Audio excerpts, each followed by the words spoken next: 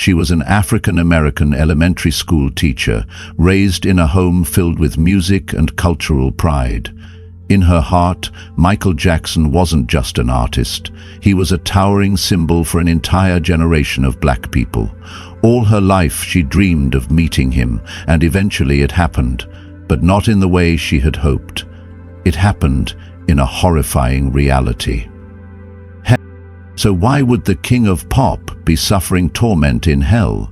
Is there a dark secret hidden from the world? Watch this video all the way to the end to find out. Before the story begins, please leave your name and the city you live in so we can pray for you by name, and by doing so, you're also helping to spread the light of truth across the world. Don't forget to like and subscribe to Eternal Bible Stories so that testimonies like this one can continue to awaken the thousands of souls still asleep in their faith. Now, let's hear her testimony. My name is Lucy, and I have always taken pride in being an African-American woman. We have our icons, people who made history, and in my heart, Michael Jackson was always one of the greatest. Ever since I was a little girl growing up in a small neighborhood in the south of Atlanta, I saw him as a part of my childhood, a symbol of talent, triumph, and black pride. His music echoed through our home every weekend, played in my father's car as he drove us to church, and filled every family gathering where generations came together, singing along to songs like Man in the Mirror and Heal the World. Michael wasn't just a singer. He was the dream of an entire generation of black people, a dream of seeing ourselves shine in this world. I carried that love into adulthood. I became an elementary school teacher, teaching children about history, music, and the pride of knowing where they came from. I taught them about Harriet Tubman, about Martin Luther King Jr., and of course, about Michael Jackson. In every classroom, I kept a little corner with his picture, because I believed that image was living proof of what black people could achieve if they dared to dream, dared to try. My family wasn't wealthy, but we lived in love and faith. I had a wonderful husband, he worked at the post office, and 2 sons who loved music as much as I did. I always told them, if I had one wish, I'd wish to meet Michael Jackson just once in my life, even for a few seconds. I believed that if I met him, I would thank him for the songs, the hope, and for giving a little girl like me a role model to dream after.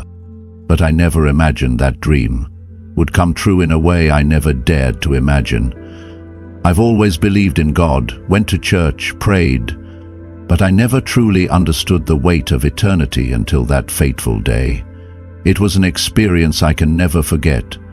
An experience that left me trembling, humbled, and carrying within me a mission to warn the world. That day began like any other ordinary day. No omens, no thunder, no strange feeling in the air.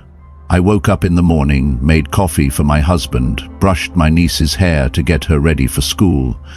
I remember I wore a light blue floral dress, the one my husband always said was so Lucy, bright and full of life. The sky was unusually beautiful that day, and I had this odd urge to thank God more than usual. But I brushed that feeling aside like a passing breeze.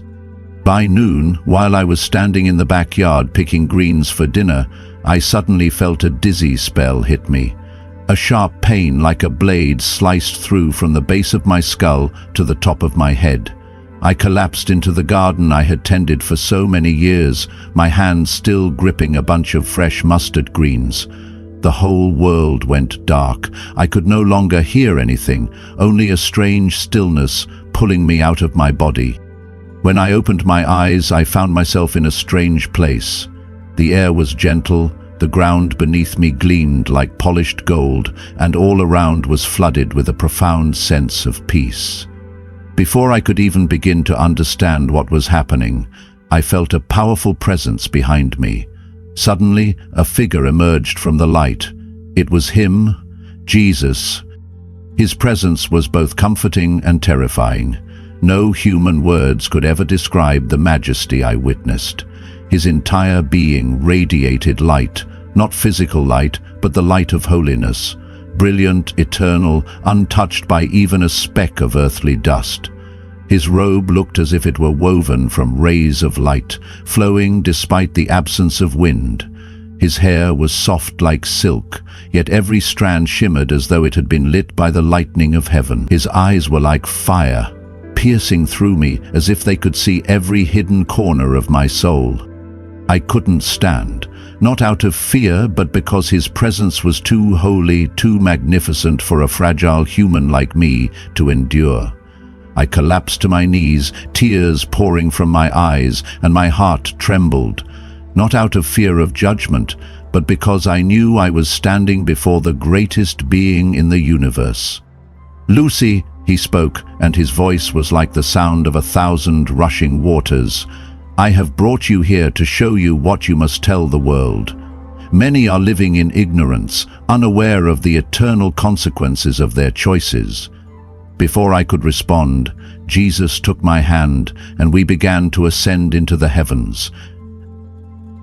The light around me grew ever more radiant, as if every shadow in the universe was being swept away. Each step I took beside Jesus brought me closer to something beyond description, and then I stood before the gates of heaven. Nothing in the physical world could compare to the sight before my eyes. The gate wasn't just massive, it was a living symbol of power, holiness, and absolute glory. Its shining patterns looked as though they had been carved out of pure light, every detail sacred, as if etched by the very breath of God. The entire space vibrated with a holiness so overwhelming that my soul trembled. Before the gate was a line of people stretching endlessly, each one seemingly waiting for their turn to be judged. On their faces, I saw a strange mix of hope and fear, as if their hearts quivered knowing that nothing could be hidden anymore. There were no defense attorneys, no excuses, and no more chances to make things right.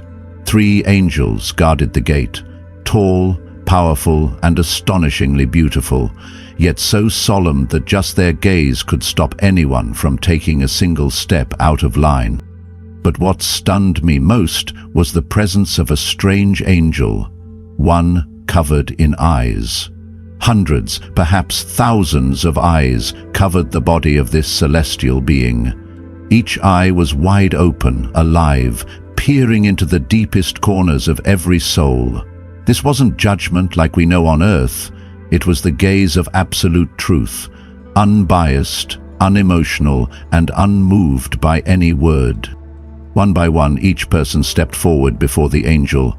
No questions were asked, no words exchanged. The entirety of their life played out automatically, every thought, every action, every hidden motive. If the person was found worthy, the angel would nod, solemnly, slowly, and the gates would open. Light from within would pour out like a living stream, and from the distance I heard the heavenly choir, not music, but a glorious welcome from all of heaven, celebrating a soul returning home. But when someone was rejected, not a word was spoken. The angel simply shook its head, and instantly a fierce whirlwind appeared, swallowing the person whole. Their scream echoed, their cry tore at the heart, and then they vanished into the endless abyss. I stood frozen, witnessing a terrifying truth. No one could lie in this place. No secret escaped the eyes of eternity. No deed was hidden before the throne of judgment. I noticed that many were rejected, only a few were accepted. So few I could count them on one hand. One by one they vanished into the storm, and my heart grew heavy. Then something happened that struck me deeply. Only one woman among them was allowed to enter heaven. She was dressed simply, not eye-kicking, no impressive appearance, but there was a peace radiating from within her. As she stepped through the gate, the angels erupted in joyful praise, their voices like 1,000 waves crashing against the shores of eternity. Except she prayed without ceasing, forgave freely, lived in humility, love, and holiness. She wasn't famous, but she was faithful. This is the kind of life I require. I couldn't speak. My heart felt crushed. A quiet pain rose within me, for I realized that the standards of heaven are not the standards of the world. It's not fame, not outward religious activity, but a genuine heart before God. And I knew, without the mercy of the Lord, none of us would ever be worthy. Jesus turned to me, and his gaze was no longer gentle. It carried a quiet seriousness that tightened my chest. "Lucy," he asked, "where do you go on Sundays?" The question, so simple on the surface, caught me off guard. I answered, "Lord, I go to church to worship you, but—" He paused for a moment, then responded with a voice that rumbled like quiet thunder, "Many churches on earth do not worship me. They sing about me, they preach about me, but their hearts are far from me. They worship Satan, even though their lips still speak my name." I was stunned. Images of crowded churches, captivating sermons and passionate choirs flooded my mind. Could it be that for all these years I was just a churchgoer, deceived by a form that lacked true presence? Jesus looked at me for a moment longer, then said, "Only a few worship me in spirit and in truth." Those words pierced my heart like a sharp blade. I began to understand. God does not look at the outward appearance. He does not listen to the singing or admire eloquent sermons. He looks at the heart. And when people live with religion, but without a living relationship with Him, they do not belong to the light. They are slowly drifting toward darkness. In that very moment, all the surrounding light vanished. The radiant space disappeared, replaced by a dense darkness so thick it felt tangible. The initial coldness quickly turned into a burning heat. I heard screams, not clear but echoing, like thousands of souls crying out in despair all at once. Trembling, I asked, "Lord, where are we going?" His voice was solemn. "To hell. You must see this. To warn others." I panicked. Every nerve in my body screamed in resistance. "Please, Lord, I don't want to go there." But he did not back down. "Lucy, you must go." We continued descending, and layers of darkness closed in tightly around me. The air here wasn't like earthly air. It was a suffocating presence, so heavy I felt as if someone were pressing down on my chest. The stench was overwhelming, sulfur, burnt flesh and decay. It seeped into my skin, forcing me to hold my breath, though there was no escape from it. When we reached the bottom, I saw people screaming in the flames, but they did not die. Their bodies were burned, blistered, then healed, only to be burned again, in an endless cycle of torment. I tried to look away, but the screams were too loud, too horrifying. None of them stopped screaming. None had any hope. These souls weren't just in physical pain.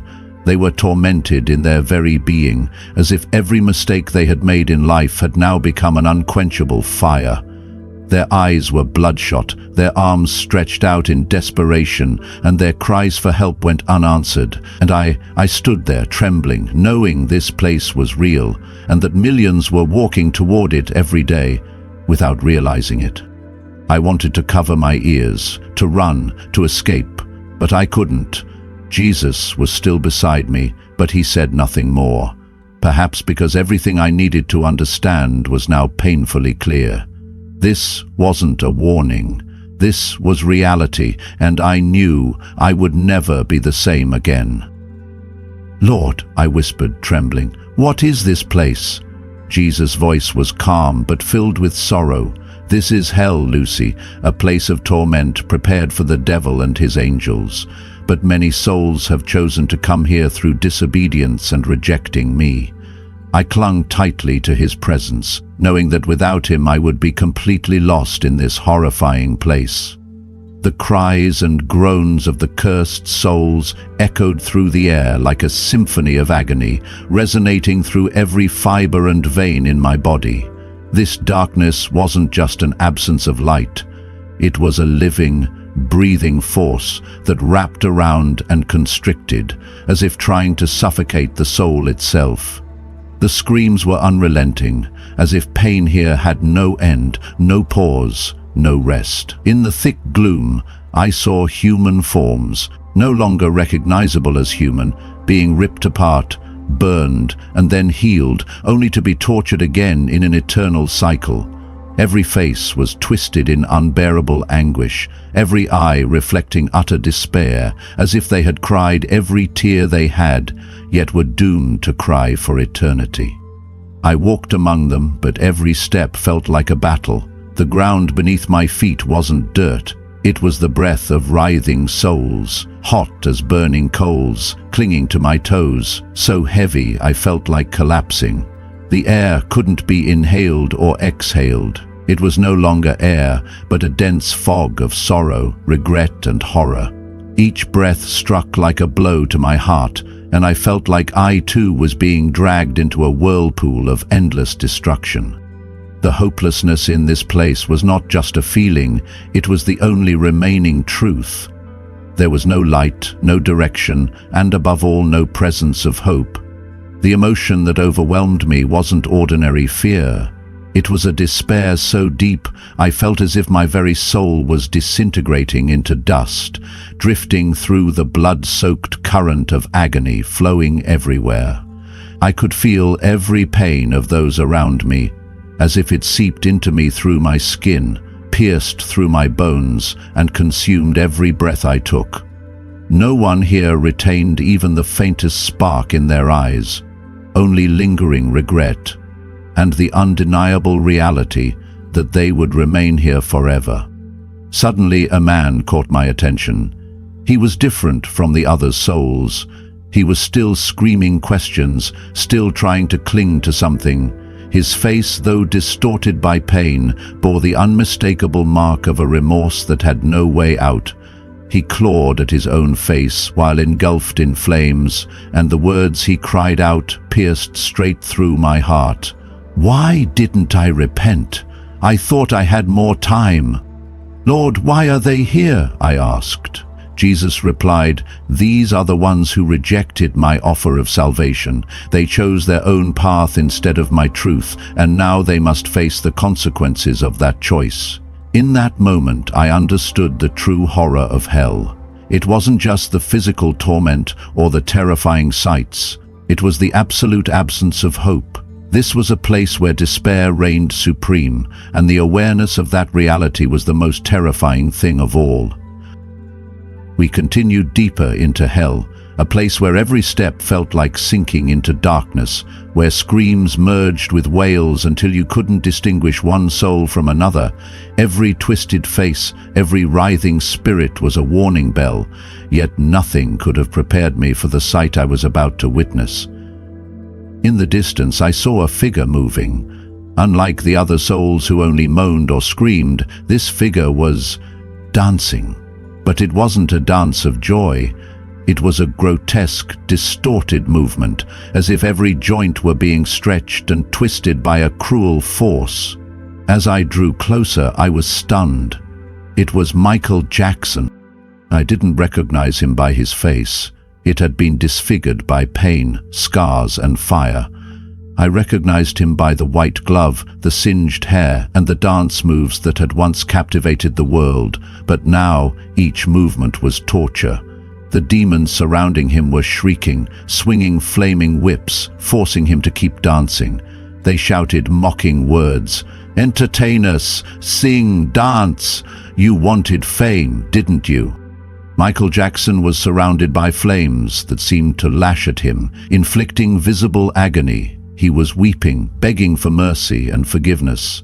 He appeared to be in a constant state of torment, physically and mentally. Through the cries, I heard Michael confess his sins. He repeated over and over that he had led people astray with his music and influence. He spoke of the impact his songs had on fans, how they had imitated his lifestyle and choices, many of which he now realized were harmful. He seemed desperate for a chance to make things right.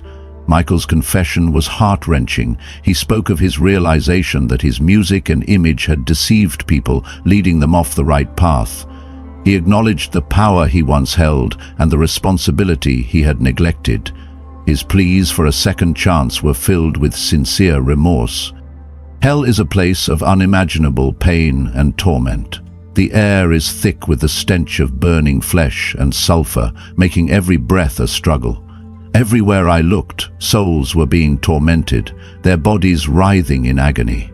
The flames never ceased. They licked at their skin relentlessly, bringing unspeakable pain that never ended. The ground was scorching hot and razor-sharp, slicing into my feet with every step I took. Creatures roamed about, seemingly delighted to add to the suffering of the damned. Even the sounds were unbearable. The screams of the tormented echoed endlessly.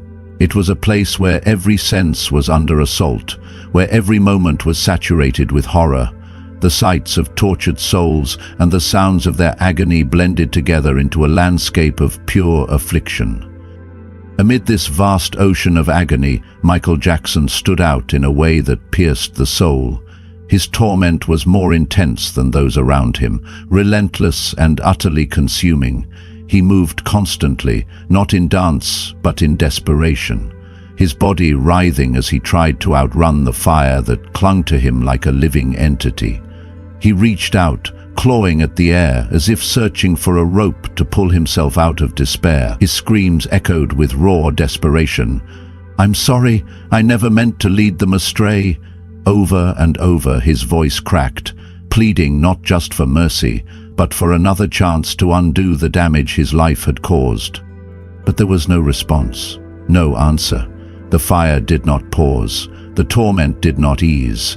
His attempts at redemption were swallowed by a silence that screamed louder than any voice. He was caught in an endless loop, his pain, his regret, and his realization of truth coming far too late. Every movement, every cry only highlighted the horror of hell, an eternal place of consequences, not just for actions, but for influence. I collapsed to my knees, shaken to the core. In that moment, the image of an entire generation flashed before me, millions who had grown up singing his songs, copying his moves, dressing like him, idolizing him.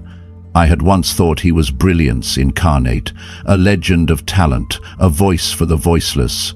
But now, he stood not as a legend, but as a warning. Michael was no longer an artist in the eyes of eternity. He was a tragic monument to what happens when man worships man and forgets God. Jesus looked at me with eyes that held both fire and sorrow. His voice was steady but urgent. "Warn them, Lucy. So many still follow him. So many still let his voice guide their hearts. But that voice never led to me.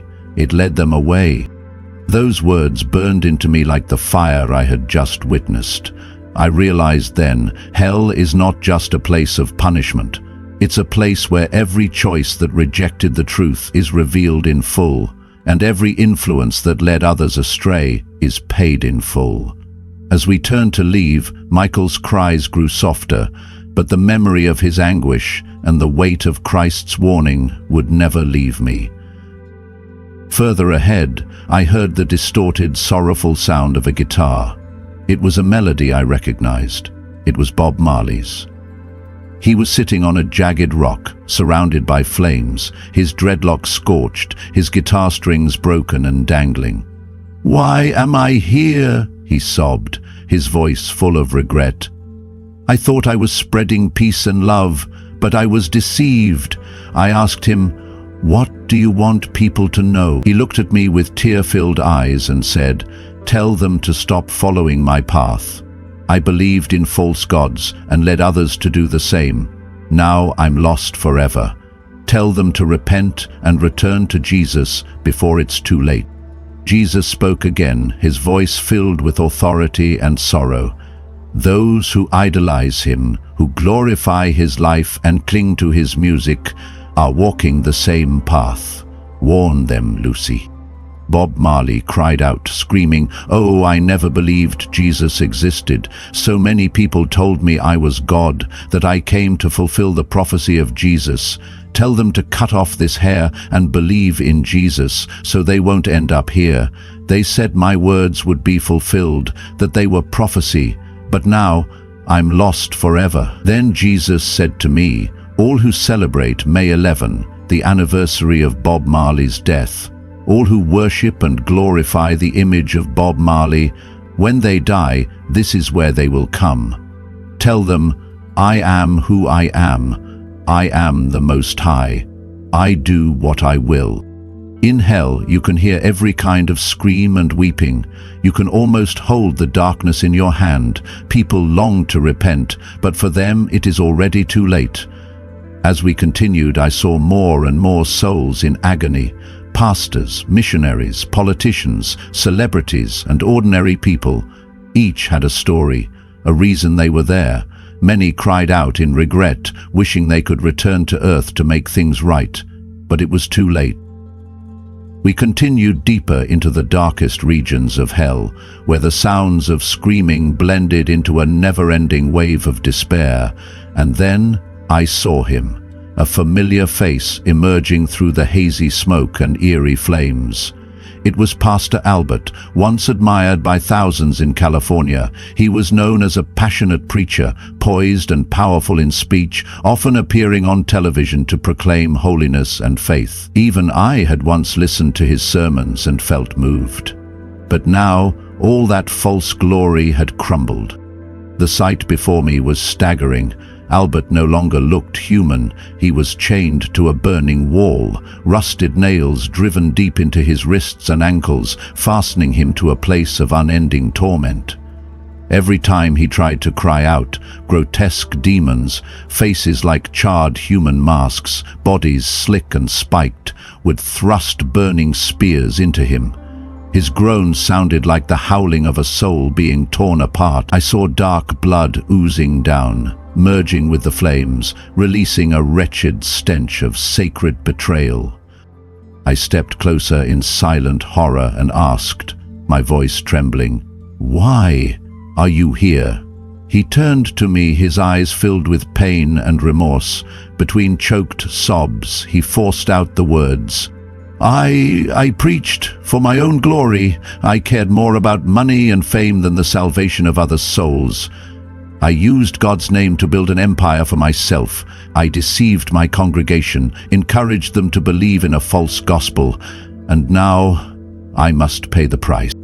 Tears welled up in me. Part of me still couldn't believe that the man who once stood on a pulpit, Bible in hand, was now imprisoned here like a fraud. But looking into his eyes, I knew there were no excuses strong enough to hide the raw truth.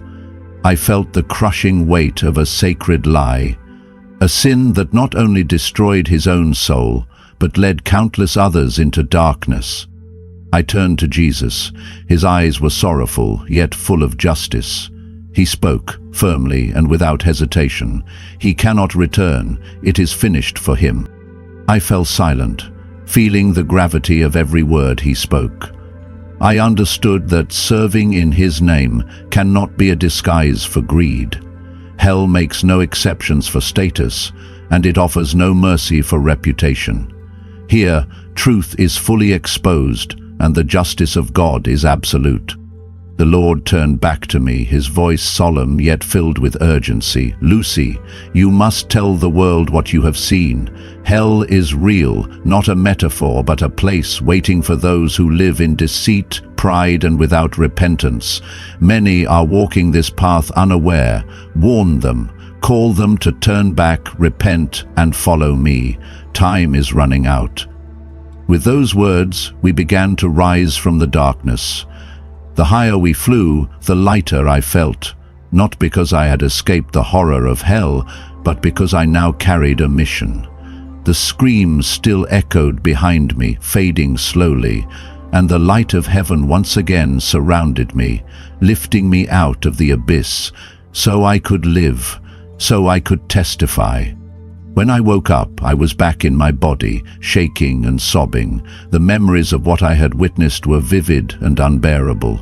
I knew I could not stay silent. My message to you is this: hell is real. It is not a place of rest or reunion, but a place of torment and eternal regret. The choices we make on earth determine our eternity. I beg you, Return to Jesus now, while there is still time. Seek Him with all your heart and live a life that honors Him. Jesus is the only way to salvation. Do not delay. Eternity is far too long to be wrong.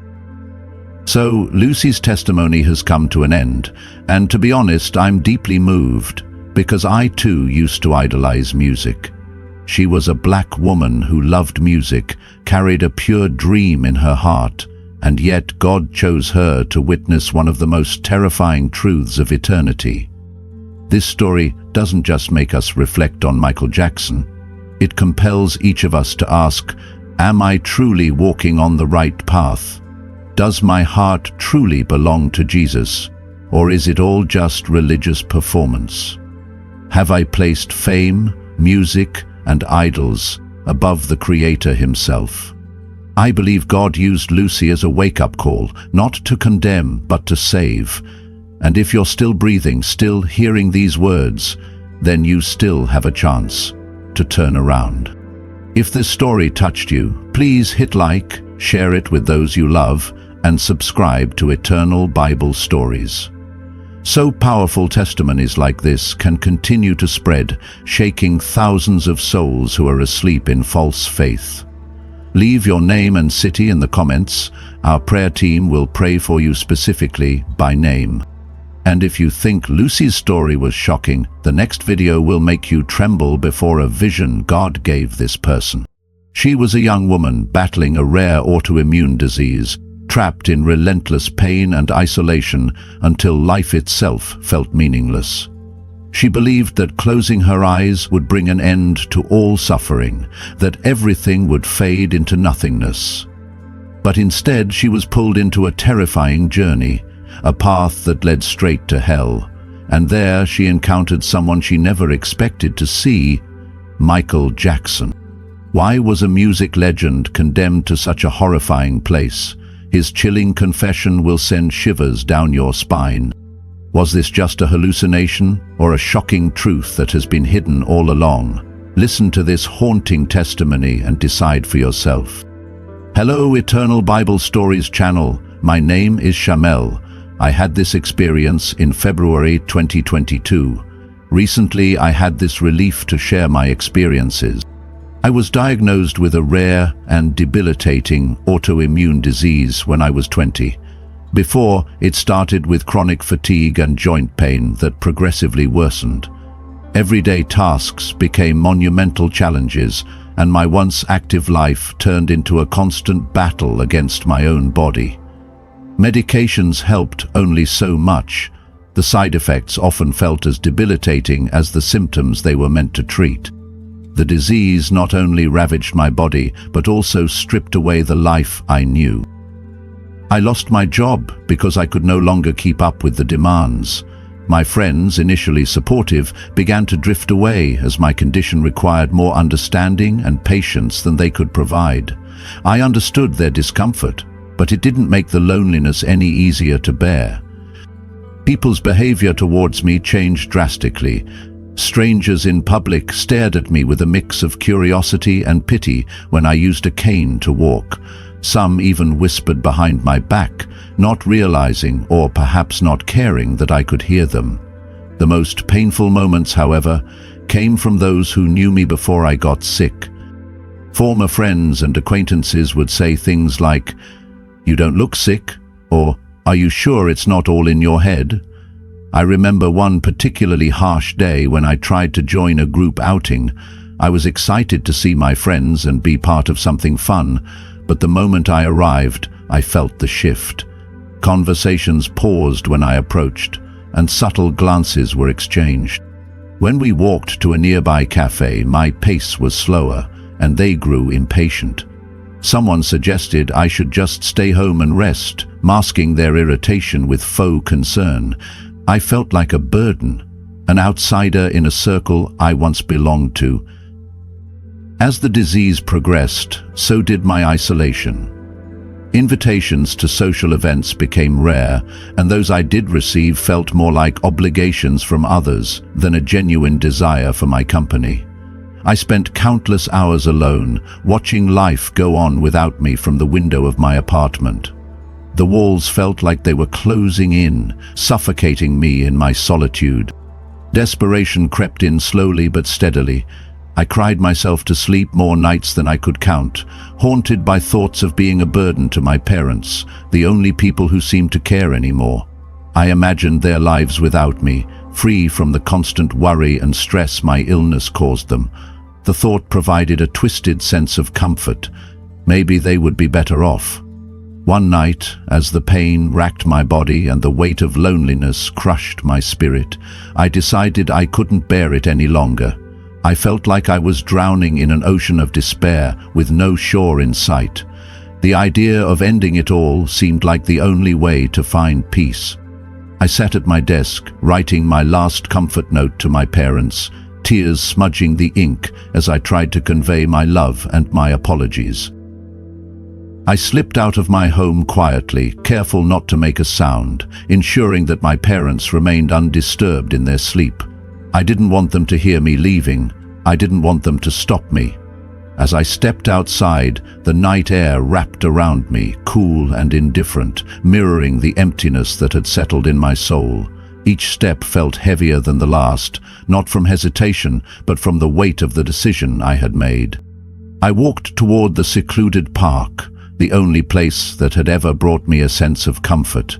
It had always been my escape, a refuge from a world that no longer had room for me.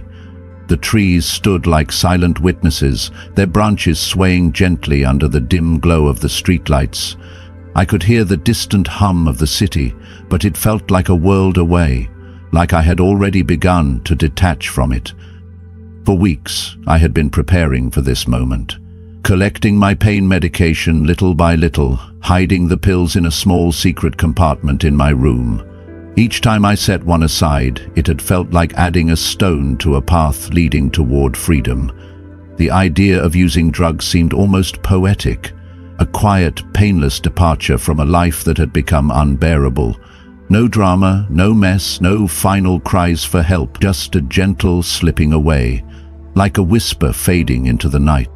I found my usual bench, the wooden slats worn down from years of use, and sat down.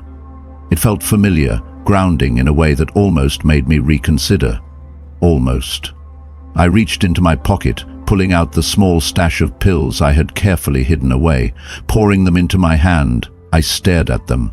Tiny, unassuming capsules, their smooth surfaces glistening faintly under the dim light. They looked harmless, just medication, but I knew better. In my palm lay the power to end everything, to make the pain disappear, to stop being a burden, to finally be at peace. A sharp pang of doubt cut through me, a brief flicker of hesitation. Was this really what I wanted? Was there any chance, any sliver of hope that things could change? But then I thought about tomorrow, and the day after that, and every excruciating, lonely day stretching ahead of me like an endless void. The doctors had no cure. My friends had faded away. My parents, as much as they loved me, deserved a life free from the constant worry and stress of taking care of someone who was slowly wasting away. Swallowing hard, I forced down my hesitation along with the first handful of pills, then another and another, each one a step closer to silence, to the peace I had longed for.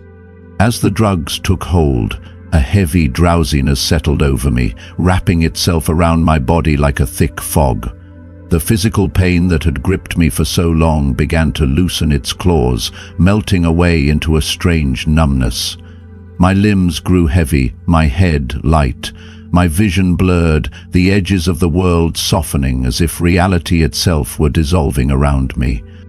I lay back against the bench, looking up at the night sky. The stars shimmered faintly, distant and indifferent, like tiny pinpricks in an endless void. The darkness was closing in now, wrapping me in its embrace, and with it came a quiet sense of relief. Finally, it was ending. Finally, I was free. My thoughts drifted to my parents. My final wish was for their happiness and peace. I wanted them to remember me not as a burden, but as someone who had loved them deeply. Someone who had fought for as long as they could, but was simply too tired to go on. Someone who was finally at rest. The world around me faded, my body sinking deeper into the abyss of unconsciousness.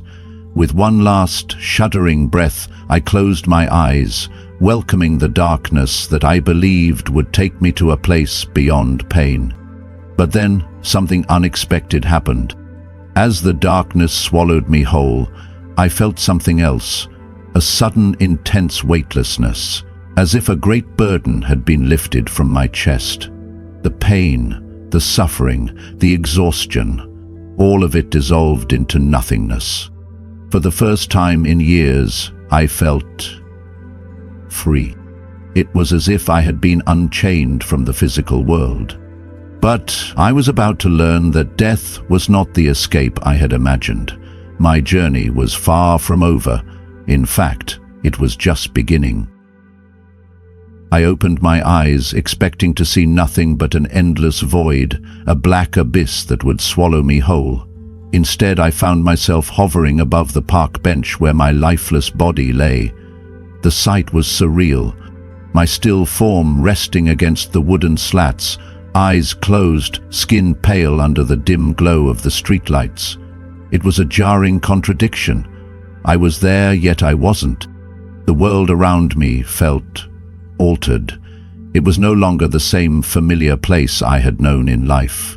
Everything had a ghostly, ethereal quality, as if reality itself had been drained of color.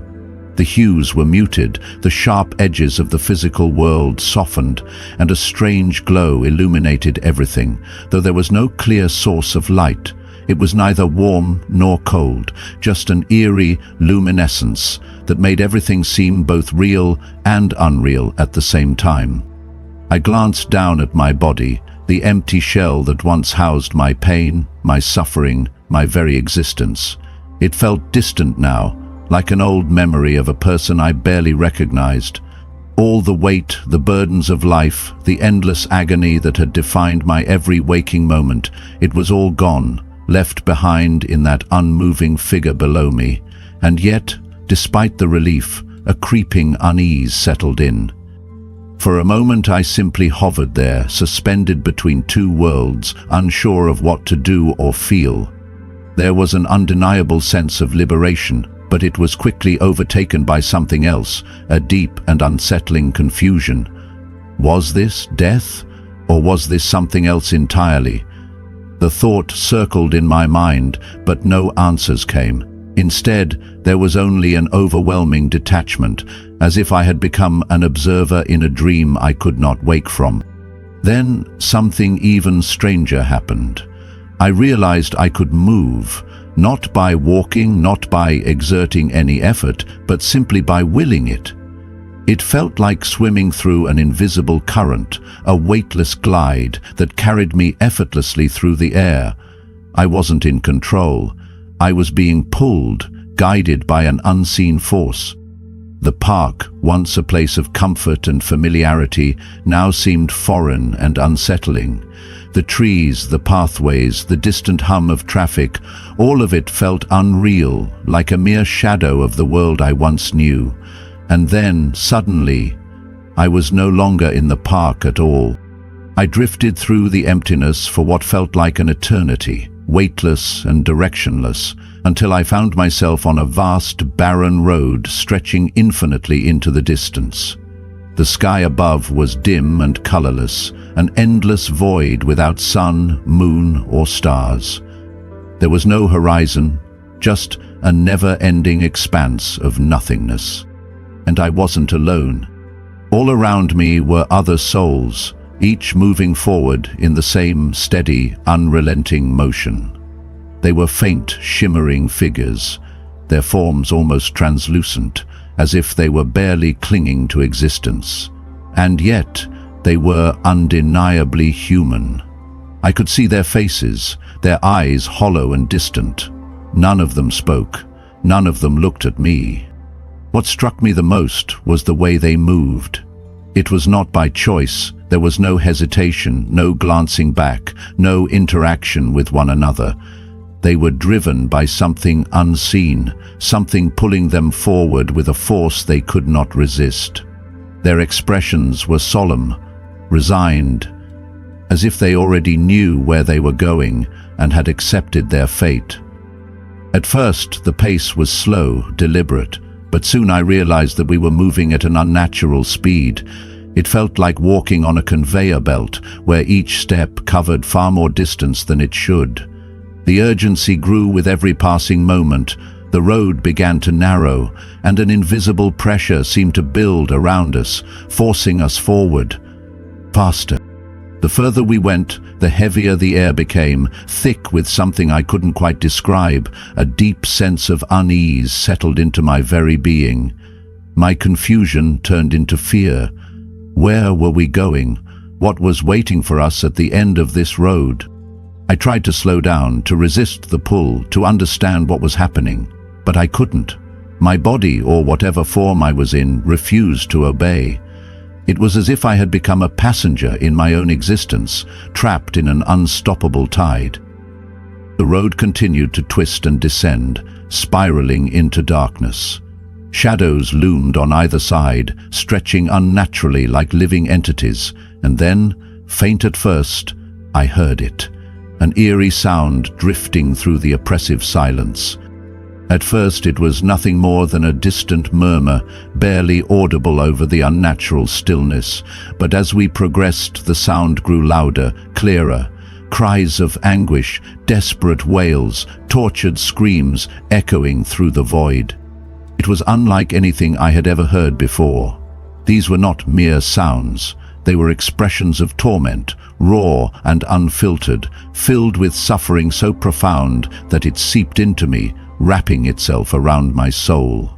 The voices did not just scream, they bled despair, radiating a pain that had no end, no hope of relief. A chill ran through me. The realization dawned slowly at first, then with full paralyzing clarity. This place, this road, was leading us to hell. The thought sent a shiver of terror through me, but there was nothing I could do. There was no escape, no way to turn back.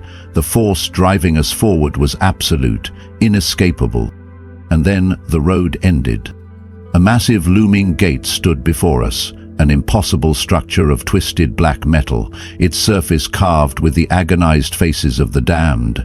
Their expressions were frozen in perpetual torment, their mouths twisted in silent screams. The air around it pulsed with an energy so dark, so suffocating, that I felt it pressing against me, crushing me with an overwhelming sense of dread. I wanted to run. I wanted to wake up. I wanted this to be a nightmare, nothing more than the hallucination of a dying mind.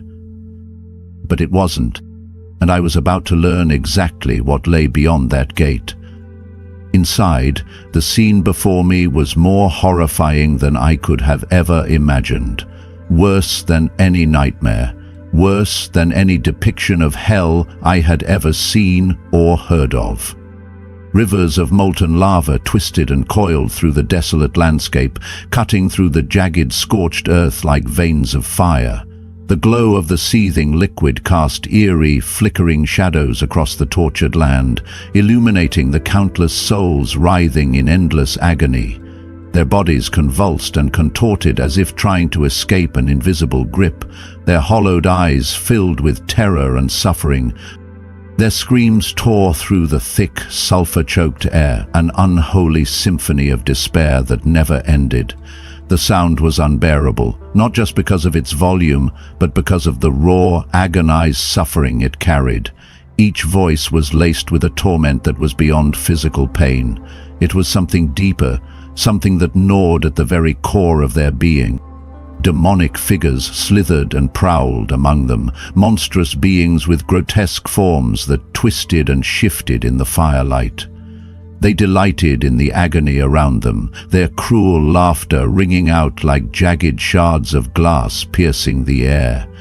Their eyes gleamed with malice, glowing like embers in the darkness as they moved through the suffering souls, inflicting fresh torment with sadistic glee. They wielded weapons of pain, spiked whips that tore through flesh with every lash, red-hot pokers that seared deep into skin, and other infernal instruments crafted solely for suffering. The demons did not just torture, they relished in it, feeding off the despair of their victims as if it were sustenance. Some souls were chained to enormous burning pillars, their bodies repeatedly consumed by flames, only to regenerate and burn again in a never-ending cycle of horror. Their mouths were open in silent screams when the fire reached its peak, their agony so immense that no sound could escape their lips. Others were submerged in vast boiling lakes of fire, their forms vanishing beneath the surface before emerging once more, gasping for relief that never came. Their cries gurgled up through the molten waves, only to be silenced by the relentless, deafening roar of the flames. Everywhere I turned, there was nothing but suffering. A cycle of eternal torment, a place of punishment where no mercy existed, no reprieve, no escape. The demons took pleasure in their work, their twisted grins stretching wide with delight as they devised new and horrific ways to torment their victims. They whispered words of cruelty into the ears of the damned, mocking them, reminding them of their sins, deepening their despair. The air was thick, not just with smoke and the acrid scent of burning flesh, but with something heavier, a crushing, suffocating weight of hopelessness. It clung to everything, seeping into my very soul, threatening to consume me in its overwhelming despair. No one begged for mercy because there was none to be given. No one cried out for salvation because they knew none would come. This was a place where every last shred of hope had been completely and utterly extinguished. The deeper I moved into this infernal realm, the stronger my horror grew. My mind could barely comprehend the sheer scale of suffering, the never-ending nature of it. This was forever, and those trapped here knew it. And then, amidst the chaos and torment, my eyes caught sight of a lone figure in the distance. He stood apart from the others, not writhing, not thrashing in agony like the rest, but still surrounded by an aura of suffering so intense that it was almost visible. As I drew closer, my breath caught in my throat. Michael Jackson. He was alone, separated from the masses of tormented souls, yet bound by his own unique punishment. Even from a distance, I could feel the immense weight of his suffering, something deeper than even the pain I had seen inflicted upon the others. And then, as if sensing my presence, he slowly turned his gaze toward me. And in his eyes, I saw something that sent a chill through me unlike anything else I had seen in hell.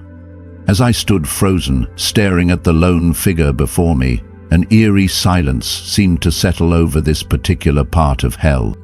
Michael Jackson was not thrashing like the other souls. He was not screaming, though his pain was evident in every fiber of his being. His once iconic presence had been reduced to something almost unrecognizable. The man who had captivated millions with his music and talent now stood chained, his body racked with suffering. Heavy, blackened chains bound his wrists and ankles, pulsating as if they were alive, tightening every time he moved, restricting him to the small, scorched platform he stood on. His clothes were tattered, burned and torn, barely clinging to his frail body. His skin bore scorch marks, evidence of torments that never ceased. His face, once admired by millions, was contorted with sorrow, not just pain, but deep, unrelenting regret. As I hesitated, debating whether or not to speak, he turned to face me. His eyes, what I saw in them, sent a chill through my very soul. They held a torment deeper than physical suffering, a grief that could not be undone, a knowledge of what he had lost, what he had done, and what he could never escape.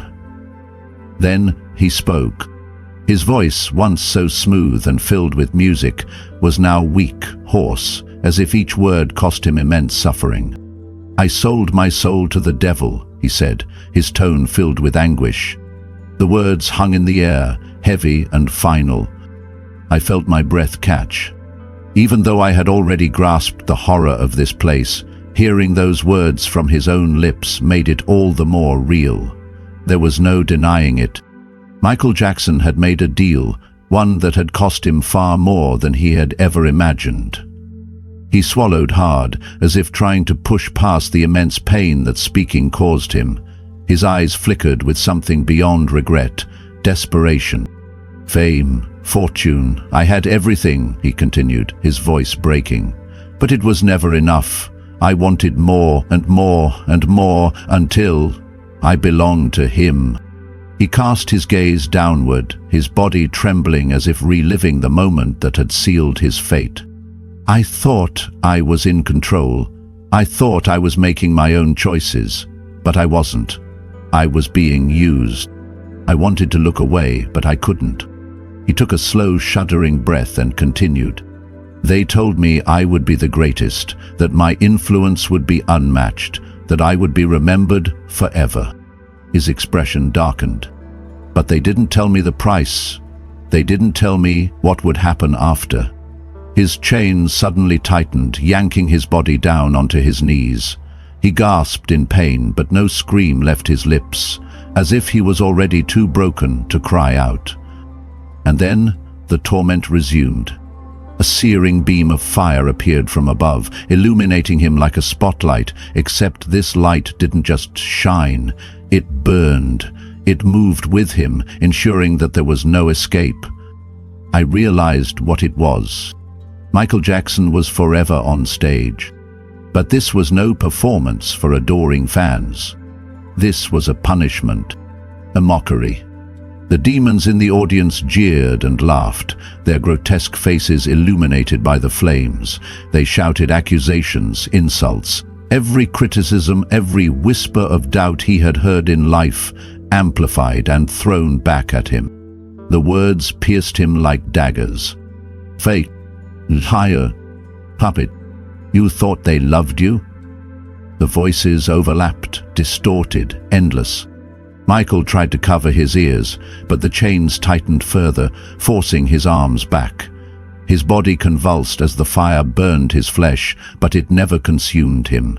His skin regenerated, only to be scorched again. Tears streamed down his face, mixing with the sweat and soot, but the demons only laughed harder. His punishment was never-ending exposure, a twisted reflection of the life he had lived, forced to be watched, forced to perform, forever under the spotlight. And then came the worst part. A massive mirror appeared before him. But this was not just any mirror. It did not reflect his physical self. It reflected his soul, and whatever he saw in it made him recoil in sheer horror. "No, no, please, not again," he whispered, his voice barely audible over the chaos around him. I saw him struggle, his entire being desperate to look away, but unable to. The mirror forced him to relive it all, every compromise, every moment he ignored his conscience, every deal made in the shadows, every innocent soul he had misled with his influence. The worst of it all was the realization in his eyes. There was no escape, no second chances, no redemption, only eternal torment. I felt a deep, gnawing sorrow settle in my chest. I had idolized this man. The world had idolized him, and yet here he was, fallen, broken, suffering in a way that no one could imagine. I wanted to ask him, was there anything he wished he had done differently? But I already knew the answer. His face said it all. He had traded everything, and now he had nothing. The fire flared brighter, and suddenly a dark force pulled me backward. The last thing I saw was Michael Jackson's tormented expression, his voice carried away in the infernal wind, whispering, "Don't make the same mistake." And then, darkness. I then begin to feel like I'm being pulled by an energy upward while in my regret. Just like the first pulling felt that took me down the path of hell, the same pull began to drag me upward. It was a force I could not resist. As suddenly as I had descended into darkness, I was now ascending into light. The screams and wails of the damned faded into the distance, replaced by an eerie silence. The oppressive weight of despair that had clung to me in hell began to lift, replaced by a sensation of lightness that was almost overwhelming. I didn't understand what was happening, but I knew one thing for certain. I was leaving hell. The pull grew stronger, and the darkness around me began to dissolve into a brilliant, blinding light. The intense heat of hell vanished, replaced by a cool, calming sensation that enveloped me like a gentle embrace. And then, in just a moment, I regained consciousness. The sterile white walls of the hospital room came into view. The medical staff called my recovery miraculous. They spoke in hushed tones, exchanging looks of disbelief as they checked my vitals. By all medical reasoning, I should not have survived. They recounted how my heart had stopped, how they had done everything they could, and yet I remained unresponsive. And then, against all expectations, I returned. It was clear that no one had truly anticipated this outcome. The way the nurses looked at me, the way the doctors reviewed my charts again and again, searching for an explanation, they had already written me off. 2 days later, as I was wheeled out of the hospital, the world outside seemed transformed. The sky stretched endlessly above me, a striking shade of blue that seemed richer, deeper than I had ever noticed before. Fluffy white clouds drifted lazily, their slow movement oddly soothing. The warmth of the sun touched my skin, and for the first time in what felt like forever, I actually noticed it. The air was fresh, carrying with it the soft rustle of leaves in the breeze, the distant sound of laughter, the quiet hum of life continuing all around me. It was as if everything had been renewed. As I looked around, I realized it wasn't the world that had changed. It was me. It was as if I was seeing the beauty of the world for the first time. In that moment, I felt an overwhelming sense of peace and the presence of a loving, non-judgmental higher power. I started working with children who have special needs. There was a purity and a spiritual connection in these kids that I found deeply moving. Despite their challenges, their spirits seemed to radiate a closeness to the divine that I wanted to be part of and nurture. I came to understand the gravity of suicide and how many people never get a second chance like I did. Without my near-death experience, I might have been another tragic statistic. My mission now is to share with others that there is a loving force out there that cares deeply for each of us. It's crucial to reach out for help and not suffer in silence. There is no shame in seeking support, and there will always be someone willing to listen and assist. For anyone feeling hopeless, I urge you to change your mindset. A shift in perspective can lead to a transformation in your life. Embrace the belief that you are valuable and loved. Life is about experiencing, learning from our mistakes, and growing. Each of us is on a unique journey, and every soul has worth. Remember, you are loved, and you are never alone.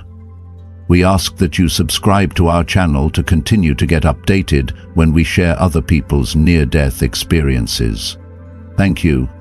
If this message resonates with you, don't forget to like this video and subscribe to our channel. Your support allows us to continue sharing these powerful stories and creating a space for open, heartfelt conversations. Click the notification bell so you're always updated when we post new content. Together, let's explore the unseen, celebrate the miraculous, and inspire one another to live with love, faith, and wonder.